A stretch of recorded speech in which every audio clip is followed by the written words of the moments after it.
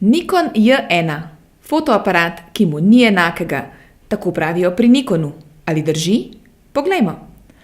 Če ste zahtevnejši fotograf z izkušnjami iz zrcalno-refleksnega sveta, vas utegne Nikon J1 pustiti hladne.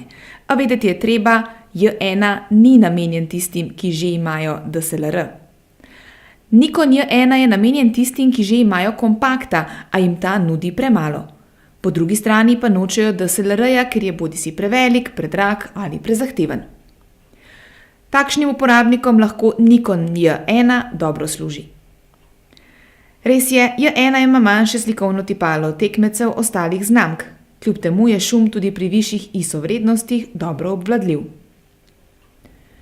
Nekaj graje si zasluži uporabniški vmesnik. Če fotografirate na avtomatiki, vas zapleten dostop do nekaterih funkcij ne bo motil. A ko boste od aparata želeli več, se preventivno ugriznite v jezik, da ne boste vpričo otrok izrekli kakšne sočne. Z ločljivostjo 10 milijonov točk, snemanjem v visoki ločljivosti, hitrostjo in avtofokusom aparat navduši, žal pa mu manjka tista pika na i, zaradi katere bi bil J1 boljši od tekmecev.